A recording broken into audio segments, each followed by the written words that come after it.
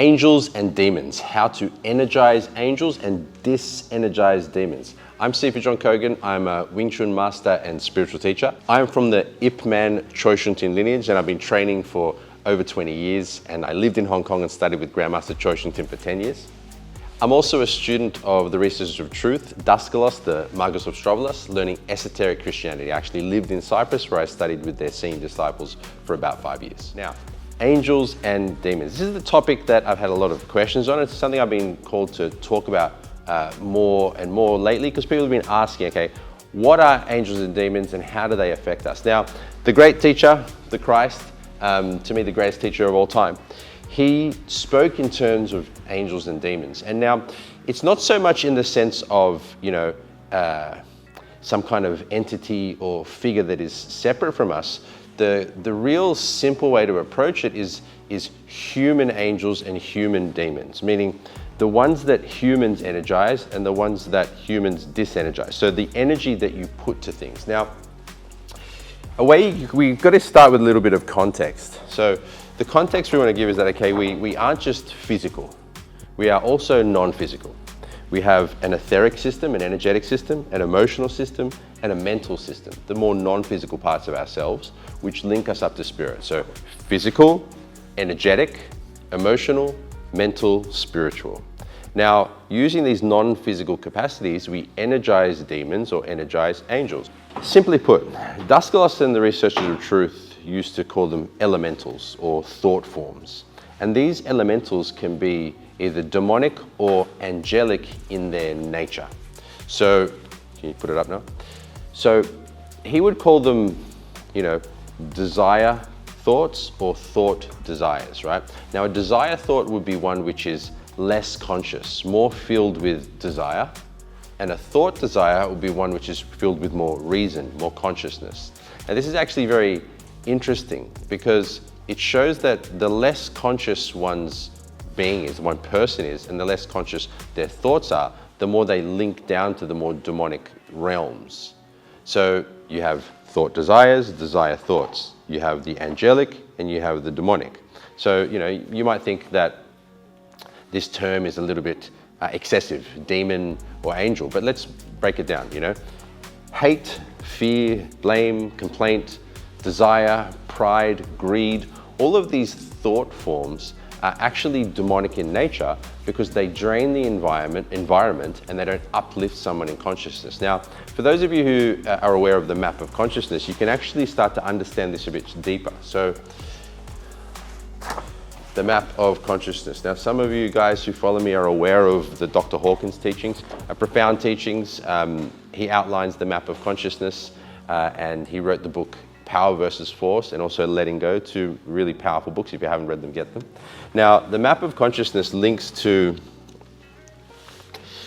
the perpetuation or, the energizing or disenergizing of demons and angels, because you can think of it in the terms of the levels of consciousness.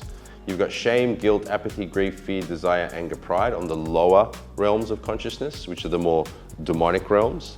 And then you've got courage, neutrality, willingness, acceptance, reason, love, joy, peace, enlightenment, which are the more angelic realms. So from the lower fields of consciousness, you have energy coming out towards more demonic, does that look like a demon? Demonic energies. And here you have, how do we draw an angel? So wings. It's more angelic energies, and the angel will be smiling with a halo. Okay, so your angelic, do you like that, Ace? Does that look good? Yeah, all right, cool. You're getting the idea.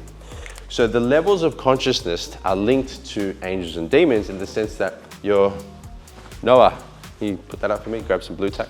So you've got the angelic realms and the higher levels of consciousness, and you've got the demonic in the lower realms of consciousness. Okay, so this is quite broad and macro. Let's talk a bit more micro. What you focus on expands. Whatever you give your attention to moment, you are energizing within yourself, but also within the actual environment. Meaning your thoughts affect others as well. Like you've all had those negative people around you, the drainers, the users, the blamers, the complainers, and then when you see them, you're like, ugh, or you feel like in your gut because you know that they have a lot of demons around them, so to speak. And you also know people who are very uplifting, very optimistic, positive, loving, kind, joyful, and they enhance or expand. So it's actually pretty damn simple, right? And the God-man, the Christ, taught us about this, right? He taught us how to be loving, how to forgive, how to treat people, how to be angelic, how to sin no more, right? How to move in a positive direction, right? So, one of the examples of his life is where, we know of a lady that was about to be stoned by the local priests, for lack of a better word, and they asked Christ, trying to entrap him, what should we do? She has been sinning, she's been adultery, so on and so forth. She was a prostitute. And they were about to stone her. And then he said to them, he who is without sin may throw the first stone, right? One by one, they dropped their stones and they left.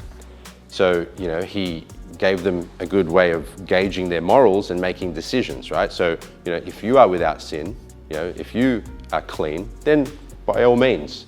But everyone knows that they have made, transgressions or trespasses or sins, unwillingly or willingly energizing demonic thought forms. Now, after that, he then went to her and said, sin no more. So he showed a level of forgiveness through his words and then went over to her and told her the truth, sin no more, meaning to stop energizing the demonic elementals and start energizing these. So, the God-man, that's just one of examples of many where he was teaching us to be more angelic in our nature. Now, moment to moment to moment, we energize these thought forms within us. And a very simple way to know what you're energizing is by the feeling quality you're experiencing. If you're feeling a sense of expansion, a sense of upliftment, a sense of upwardness, you're energizing something of a better nature. If you feel resistance, tension, force, and to be more descriptive, fear, doubt, blame, complaint, you're energizing the lower fields. So our job, if you think of, think of your mind or your life as like a garden, right? A nice, lovely garden. Does that look like a garden, Ace? Yeah. You want to cultivate your garden. You want to plant nice flowers and remove the ugly ones, so to speak, so that you create a beautiful garden within your subconscious, within your mind. That's not very nice flowers, but hey, you get the idea. So you think of it as though you want to tend to and cultivate the angelic frequencies within you. Love, joy, peace, freedom, oneness, connection, wholeness, prosperity, so on and so forth. And remove, release, and disenergize the negative ones, the demons, the fear, the anger, the hatred, the worry, the complaint, so on and so forth. Now, next piece is to give you some actual practical exercises. So, a lot of people think, demons and angels aren't real. Some people call them, negative thoughts and positive thoughts. It's the same thing.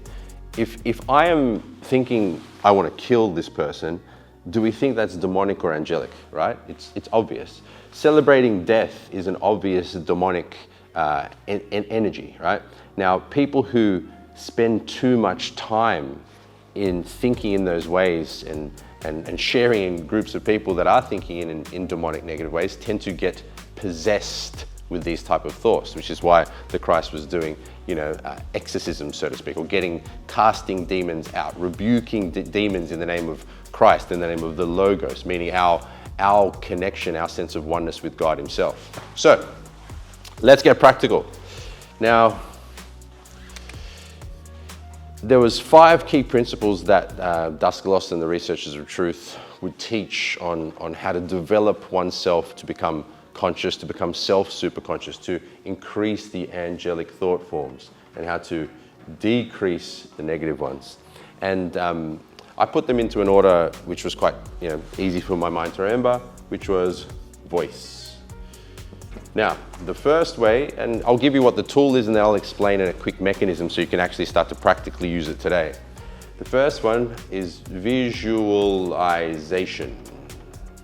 The second is observation. Third is introspection. Fourth, concentration. And fifth, exercises. So different types of exercises such as meditation. Now, I'll just give you a brief outline of each one so you can pick one or two or three which you find will be beneficial for your spiritual upliftment. Now, the first, visualization. Every thought and every emotion has a form. So perhaps you're hungry and you feel like eating something. What would that be? Write it in the comments.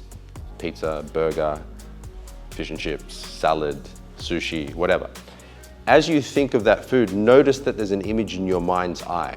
Every thought, every emotion has an image within one's mind's eye. Now, as you practice visualization, you start to become conscious of this non-physical world, the mental and emotional world, and you start to see the thought forms that you are energizing. Those are these elementals, these demonic or angelic thought forms. So what am I getting at? Practicing visualization in whatever way it might be, whether you visualize your day each morning or whether you see yourself covered in white light, will train your connection to the visual component of your nature, but it'll also train you in your ability to visualize better.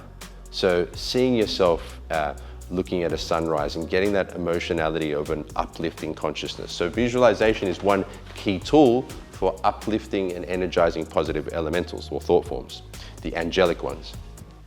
Observation.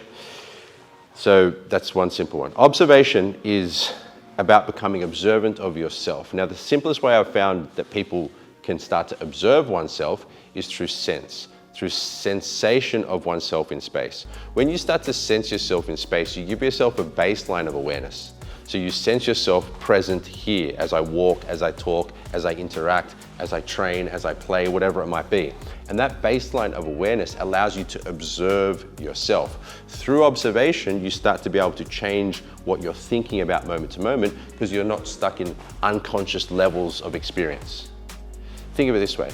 If you are unaware of a problem, then how are you supposed to fix it? Observation is about increasing awareness of oneself so you can start to make different choices, because your choices lead to the thoughts, the feelings, the actions and result of your life. Through observation, you start to notice what those underlying thoughts and emotions are. So, observation. Introspection. This is one of the greatest, most powerful tools, but also one of the most difficult to do. Simply put, at the end of the day, when you lie down at night, you review your day. What did I think, feel, act, or say, which I shouldn't have? Perhaps you slapped someone, perhaps you told someone to get effed, perhaps you thought in a way which was not uplifting, which was more demonic, not so angelic. So you bring that into your mind with a level of self-observation, and also you can visualize it, you can start to use the other tools. And then you ask yourself the question in the other direction. What thoughts, feelings, actions, or words should I have done? So maybe you see yourself being more patient. Maybe you see yourself hugging someone instead of hitting them. Maybe you see yourself letting go of negativity as opposed to energizing them. So introspection, powerful tool, done at the end of the day.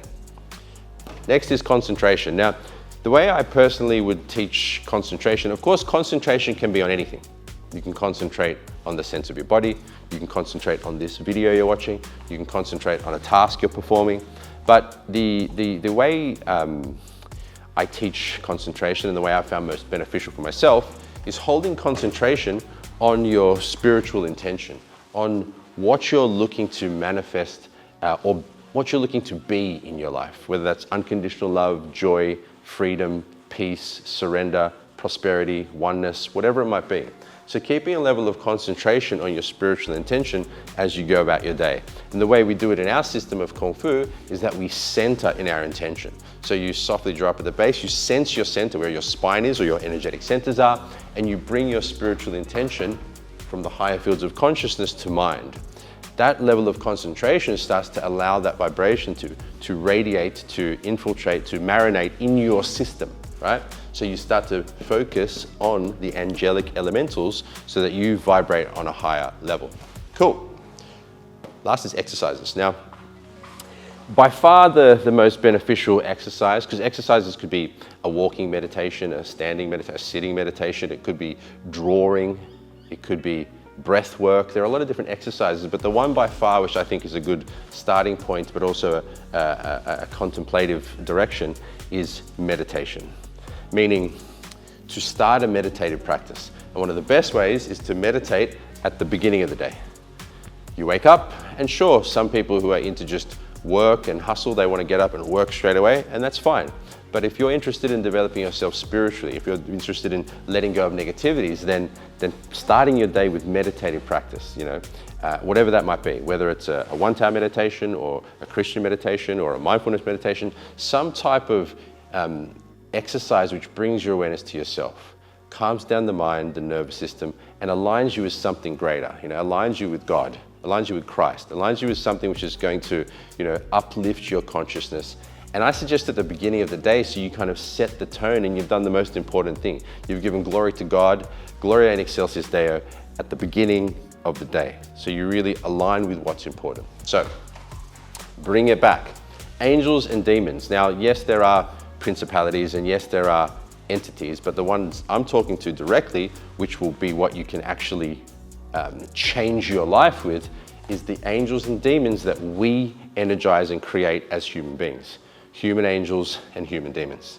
And the way we do that is with our point of focus, number one, so what we focus on, whether it's uplifting, joy, peace, love, so on and so forth, or pulling us down, fear, anger, pride, so on and so forth. So human angels and human demons, which we energize within ourselves. Use these different tools to start to gain awareness around that and start to energize the ones that you do want in your life. Okay, so thank you for watching this video. We've started a free community where you can learn about these teachings. Click the link below and jump in, it's free. If you did like it, then please like and subscribe as well, and I look forward to see you in our next video. Peace.